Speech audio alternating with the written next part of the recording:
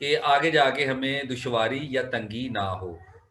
तो मैंने last time भी इस हवाले से बताया था कि जब एक से ज़्यादा कोऑर्डिनेट सिस्टम्स के साथ किसी पॉइंट को आप ऑब्जर्व करते हैं, उसकी पोजीशन को बताने की कोशिश करते हैं, तो उसमें सीन ये बनता है आपके पास कि वो रोटेशन इफेक्ट आ जाता है, रोटेटिंग इफेक्ट आ जाता है। मैं बैठा हूँ, इसको हर तरफ से अगर कैमरे मुझे मेरी तस्वीर ले रहे हो, स्टिल तस्वीर ले रहे हो, तो जब उनको कंबाइन किया जाएगा तो ऐसा लगेगा जैसे रोटेशन हुई है। वो क्योंकि हर तरफ से दिखाएंगे ना, वो तस्वीरें इकट्ठे एक फ्रेम के साथ गुजारूंगा, एक ही सेकंड वाली या एक ही टाइम वाली, तो उसमें वो रोटेशन का इफेक्ट आएगा। तो जब वो दो मेथड बताए थे ऑब्जर्वेशन के, आइलर मेथड और लेग्रांजियन मेथड्स। तो इनका जो कॉम्बिनेशन है, यानी इनका कंबाइन इफेक्ट जो है, इसको जब देखना पड़ता है तो हमें ये जो टेंसर है, इसकी जो हेल्प है ना, यानी आइलर और लेग्रांजियन को, एक ये था कि आप खड़े होकर देख रहे हैं, आपके सामने से सारे पॉइंट गुजर रहे हैं, एक ये कि आप एक पॉइंट को फिक्स करके उसके पीछे चल पड़े, वो मुड़े तो आप मुड़ गए, वो सीधा हो तो तो उसको हर एंगल से, तो इन चीजों को दोनों को कंबाइन करके देखना हो तो वो उसमें एक से ज्यादा कोऑर्डिनेट सिस्टम इस्तेमाल कर लें, तो उससे भी आपका ये जो मसला है ये हल हो जाएगा। तो इस हवाले से जो टेंसर की स्टडी है इन फ्यूचर वो ज्यादा कह लें यूटिलाइज होती है, और रिसर्च के हवाले से, स्पेशली अप्लाइड में रिसर्च के हवाले से, तो ये कोऑर्डिनेट सिस्टम का ये जो कॉम्बिनेशन है, इसको समझने में आसानी होती है। अगर मुझे मौका मिला और मैंने नेक्स्ट सेमेस्टर में मैकेनिक्स पढ़ाई, तो वहाँ पर भी ये जो है, ये टेंसर का जो अंदाज है, ये भी देखना पड़ेगा। हमारी जो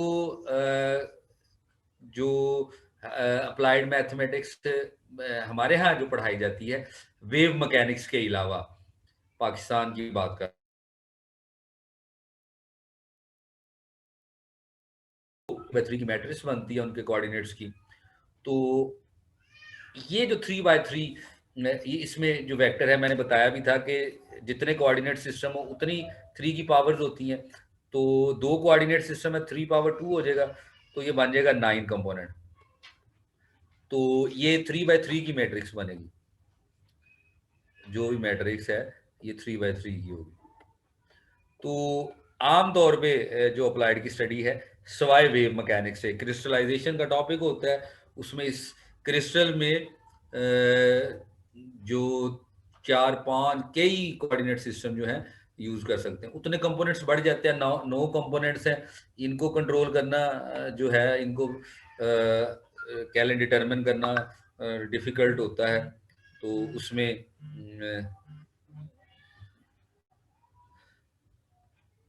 1 मिनट जी, 1 मिनट 1 मिनट।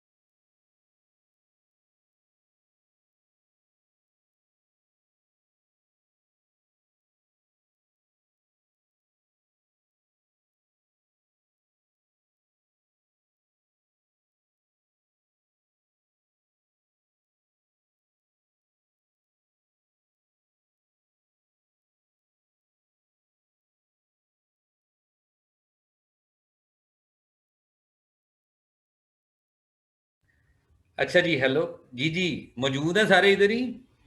Yes sir. अच्छा, तो बात ये हो रही थी, टेंसर के हवाले से गुफ्तगू हो रही थी हमारी।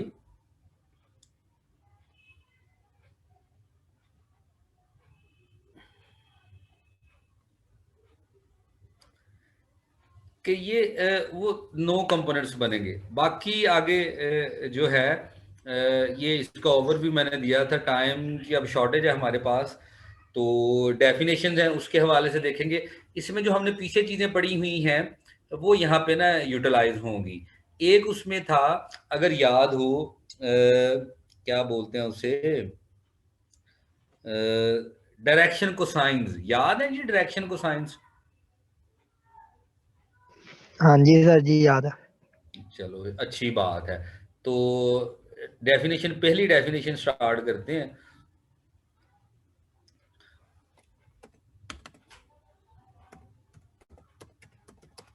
Coordinate transformation.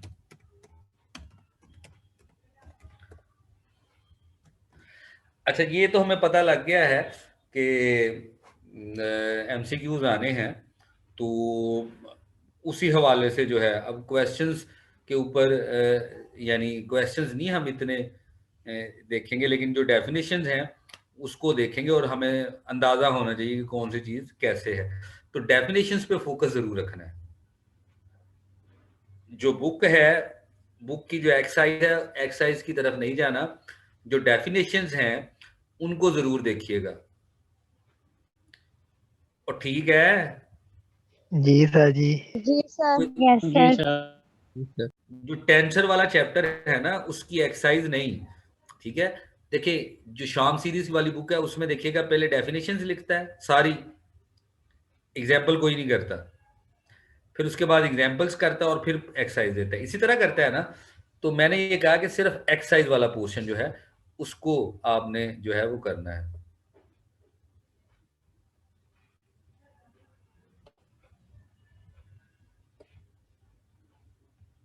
सर आपने कहा था कि मैं नोट सेंड कर दूंगा, आपने किए ही नहीं, हमने इतनी दफा मांगे आपसे। और डेफिनेशन यहाँ कर देंगे सेंड, कुछ नहीं होता। अब तो असाइनमेंट कर लिया आप लोगों ने। वो शाम सीरीज की बुक के ही लिखा हुआ है, वो मैं कर देता हूँ। असल में मैं ना कंपाइल नहीं कर सका था, वो मेरे पास मैंने ना बच्चों से लिखवाए थे, तो वो मैं सेंड नहीं कर सका था। वो सॉरी, उनको ना कंबाइन नहीं कर सका था। कोऑर्डिनेट ट्रांसफॉर्मेशन, इसको ऑर्थोगोनल ट्रांसफॉर्मेशन भी बोलते हैं। आई रिपीट, कोऑर्डिनेट ट्रांसफॉर्मेशन या ऑर्थोगोनल ट्रांसफॉर्मेशन। तो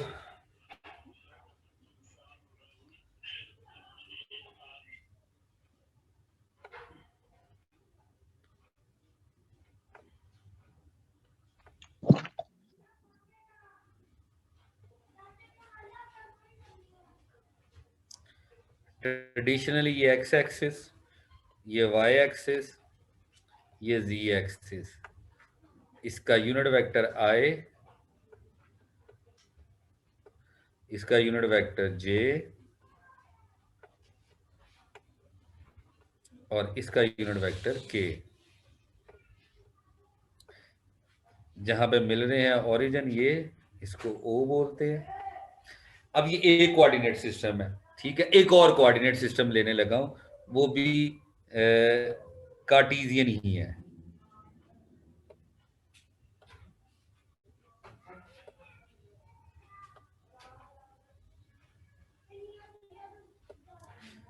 ये x dash, y dash, z dash, मुख्तलिफ हो गए ना जी। जी सर। ये एंगल्स, इसको अल्फा कह लें, इसको बीटा कह लें, इसको गैमा कह लें, ठीक है। और जो नए कोऑर्डिनेट्स आए, यूनिट वेक्टर है, वो आई डैश, जे डैश, के डैश, उस तरह हो गए। तो इसको ऑर्थोगोनल ट्रांसफॉर्मेशन या कोऑर्डिनेट ट्रांसफॉर्मेशन कहते हैं। जो एक्स वाई जी वाले हैं उसमें जो पॉइंट्स के कोऑर्डिनेट्स बनेंगे वो इस तरह बनेंगे, एक्स वाई जी, ठीक है। और जो बनेंगे दूसरे वाले में, वो बनेंगे x dash, y dash z dash. ठीक है, तो ए कोऑर्डिनेट को यानी एक्स जो है, एक्स का दूसरे कोऑर्डिनेट के अंदर जो फार्मूला लिखा रहेगा, एक्स डैश का एक्स के यानी एक्स डैश का फार्मूला एक्स वाई जी के अंदर वो कुछ इस तरह बनेगा, L11 x comma sorry plus L12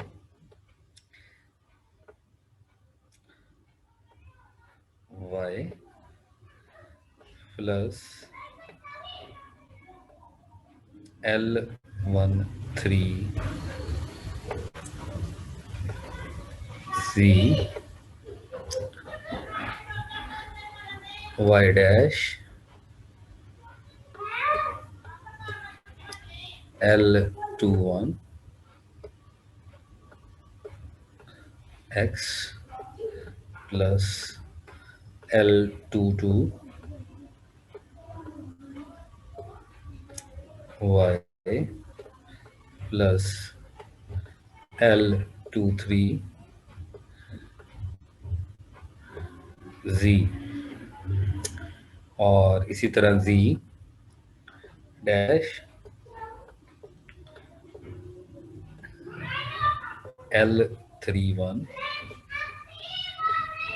x plus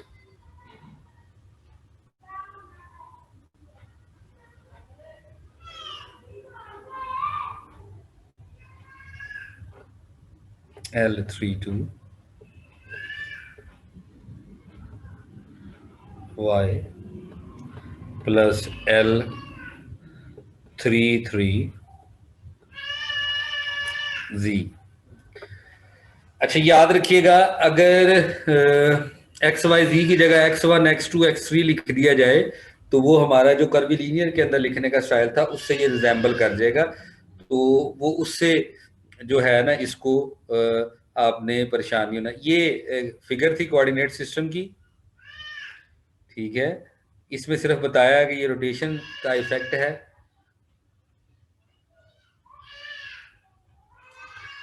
तो ये कोऑर्डिनेट ट्रांसफॉर्मेशन है, उसको ये लिखने का अंदाज है।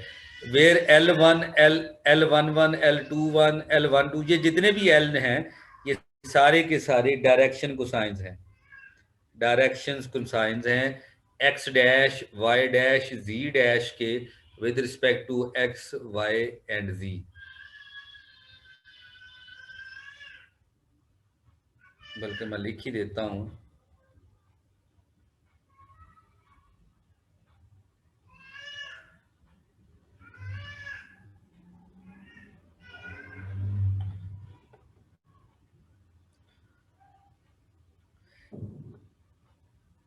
LIJs I from 1 to 3 are direction cosines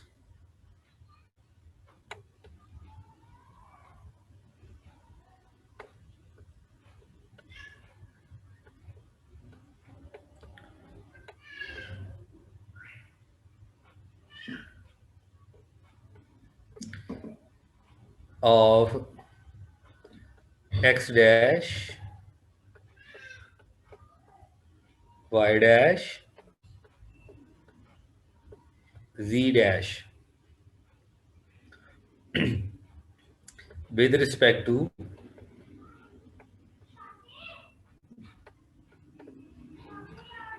x y z।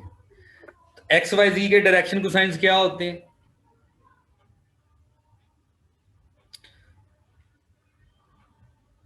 जो भी होते हैं, फिलहाल जो भी होते हैं, और एक्स वाई जी x dash y dash z dash इनके भी डायरेक्शन कोसाइंस हैं।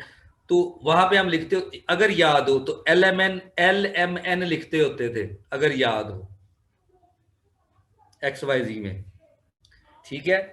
तो यहाँ पे उनको इस तरह नंबर दे दिया 1 1 1 2 1 3, वो LMN लिखने की बजाय तो वो उनको इस तरह ये नंबर्स दे दिए गए, क्योंकि 9 कंपोनेंट बनने हैं, इस वजह से उनको इस तरह लिख दिया गया है। तो इसको अगर जब आप इन सारे को मैट्रिक्स की नोटेशन में लिखेंगे तो कुछ इस तरह बनेगा, x dash y dash z dash is equal to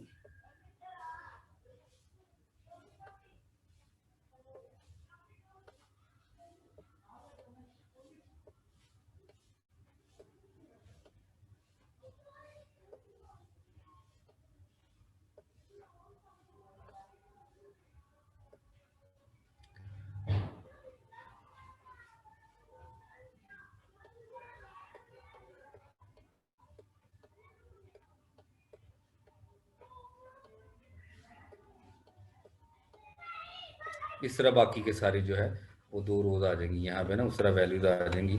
ठीक है, लिखने में टाइम ज़्यादा लग रहा है, मैं सिर्फ मेंशन कर रहा हूँ L1 1 L1 2 L1 3 L2 1 2 2 2 3 और 3 1 3 2 3 3। तो ये डायरेक्शन को साइंस की ये मैट्रिक्स है ये वाली। ठीक है, तो ये एक कोऑर्डिनेट सिस्टम है, ये दूसरा कोऑर्डिनेट सिस्टम है, दोनों कार्टेशियन है। ठीक है, तो इसको जब उसके साथ ट्रांसफॉर्म करने लगे हैं तो यहाँ पे जो मैट्रिक्स आई है वो किस चीज की मैट्रिक्स है, डायरेक्शन कोसाइंस की मैट्रिक्स है, डायरेक्शन कोसाइंस की मैट्रिक्स है। कोई बात पूछनी हो, ये ट्रांसफॉर्मेशन का अंदाज है कि देखिएगा ये फार्मूला किस तरह बनेगा, ये ट्रांसफॉर्मेशन का अंदाज है। जितनी भी ट्रांसफॉर्मेशंस के फार्मूले बनते हैं ऑर्थोगोनल के हवाले से बात हो रही है, वो सारे के सारे उनकी जनरल शक्ल यही होती है, उनकी जनरल शक्ल कोऑर्डिनेट्स की ट्रांसफॉर्मेशन की यही होती है। ये वो जो जकोबियन नहीं होता, ये मैट्रिक्स का जो नंबर आता है ना, वो आइगन वैल्यूज नहीं होती, वो पूरे मैट्रिक्स को एक नंबर की जगह लिख सकते होते हैं। तो ये मैट्रिक्स अगर किसी नंबर से रिप्लेस करते हैं तो उसको जकोबियन कह देते हैं। तो ये इस ट्रांसफॉर्मेशन मैट्रिक्स का जो आइगन वैल्यू होती है उसको जकोबियन कहते हैं, ये भी आप इसको कह सकते हैं। एनी हाउ इतनी डिटेल में जाने की फिलहाल तो जरूरत नहीं है। ठीक है जी, यहां तक बात पूछनी है? सर जी मेरा एक दोस्त कोयटे दा वा, ओदी असाइनमेंट किद्दां लईए? तो उत्थे डाकखाना ते होएगा। सर जी किस एड्रेस से भेजिए? Department of mathematics, GC university Faisalabad, ऊपर मेरा नाम। ठीक है सर जी। सर कब तक? वो आज पोस्ट करेगा तो कल परसों तक मैंने मिल जाएगी। नहीं सर, लास्ट डेट कदूंगा? यार लास्ट डेट ये है कि जुमे ਨੂੰ मैं नंबर फाइनल कर देने ने, उस तो पहले आ गया ठीक है, नहीं आया तो फिर अपनी किस्मत दे आप मालिक हो। ठीक है सर जी।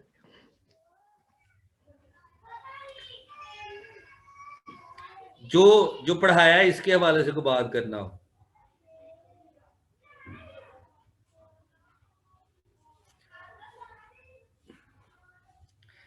ये हो गया जी कार्टेशियन टेंसर, और उसमें हो गई कोऑर्डिनेट ट्रांसफॉर्मेशन। नेक्स्ट है इनवेरियंस।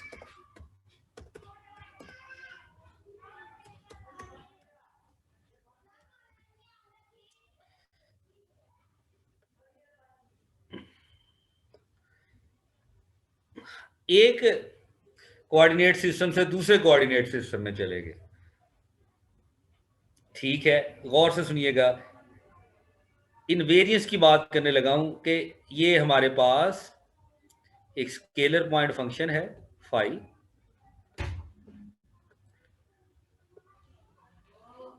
एक्स वाई जी, और दूसरे कोऑर्डिनेट में जो स्केलर पॉइंट फंक्शन है, यानी जब एक्स और वाई ट्रांसफॉर्म हो गए, एक्स एक्स डैश में ट्रांसफॉर्म हो गया, वाई वाई डैश में ट्रांसफॉर्म हो गया, और जी जी डैश में ट्रांसफॉर्म हो गया, तो वो स्केलर पॉइंट फंक्शन वही रहा।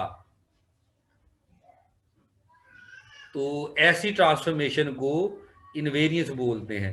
यानी ये कंडीशन सेटिस्फाई हो जाए तो हम उसको इनवेरियंस कहते हैं। ये स्केलर पॉइंट के हवाले से। वेक्टर के हवाले से भी इसी तरह है कि ये एक वेक्टर है, वेक्टर पॉइंट फंक्शन है एक्स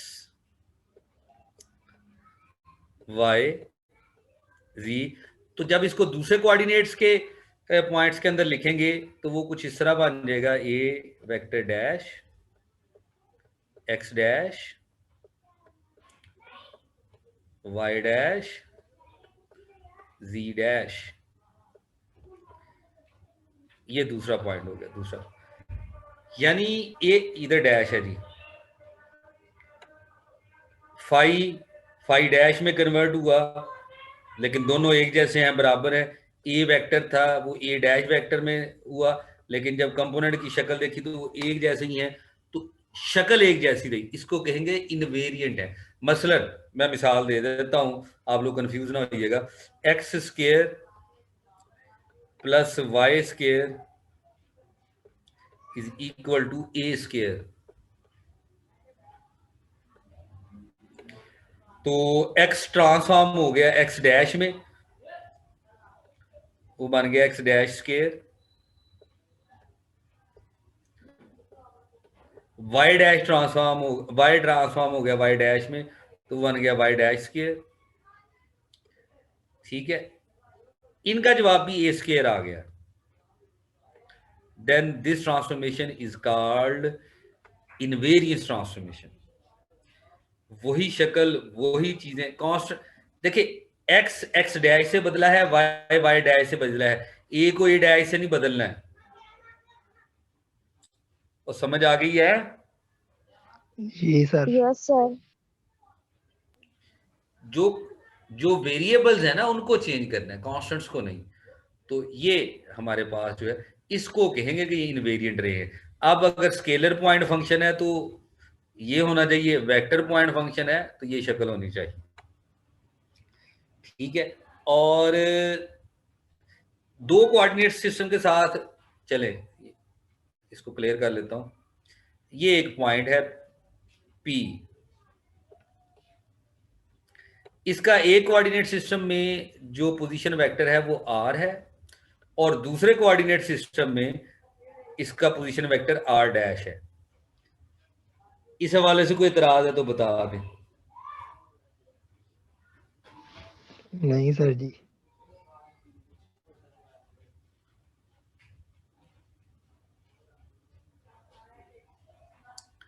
तो इसको लिखेंगे, इसकी इनवेरियंस को लिखेंगे, यानी पोजीशन वेक्टर के हवाले से वेरियंस क्या है कि R vector is equal to R dash vector. तो हम ये कहेंगे कि ये इनवेरिएंट है।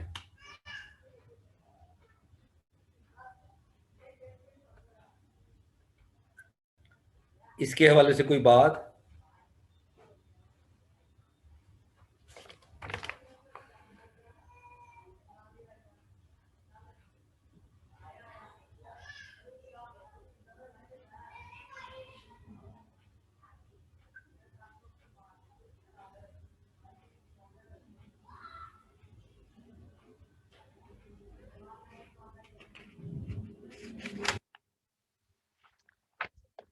को बात पूछनी हो जी? इनवेरियंस की समझ आ गई? जी सर। यानी यहां पे देखिएगा, इधर आगे आई थी मैट्रिक्स आई थी, तो अब यहाँ पे मैट्रिक्स नहीं आ रही, यहाँ पे कोई वो डायरेक्शन को साइन नहीं साथ मल्टीपल हो रहे। ठीक है,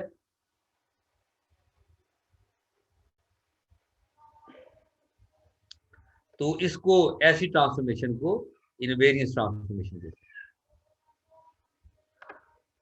हैं। सर ये पॉइंट रिपीट कर दीजिएगा। फाई और फाई डैश बराबर है ए वेक्टर बराबर है ए डैश के, और ए का पोजीशन वेक्टर दूसरे के पोजीशन वेक्टर के बराबर है, तो हम कहेंगे कि ये ट्रांसफॉर्मेशन इनवेरियंस है।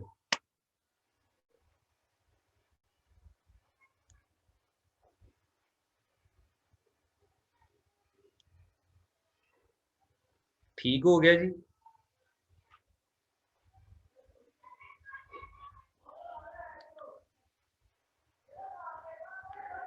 नेक्स्ट डेफिनेशन है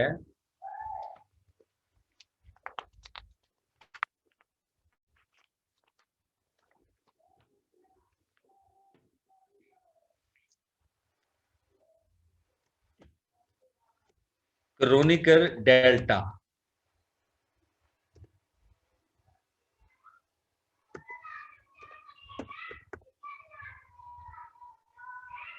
क्रोनिकर सिंबल भी बोलते हैं,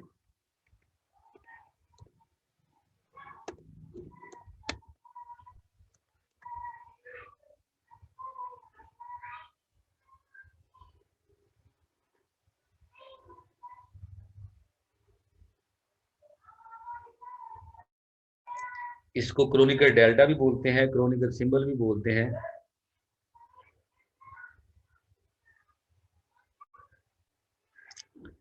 दो डायरेक्शन को साइन है हमारे पास, L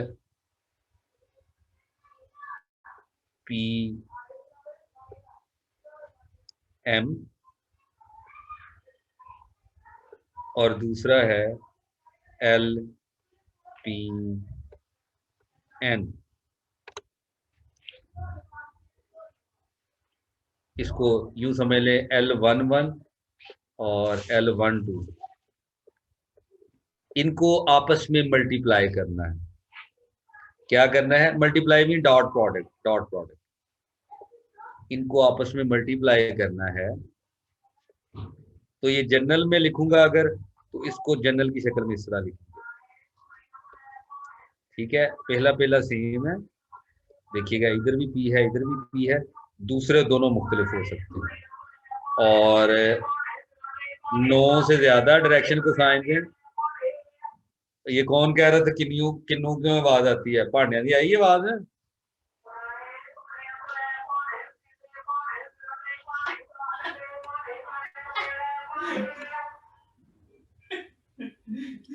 P varies from 1 to 3 और M और N के ऊपर भी कंडीशन यही है कि वो 1 और 3 है।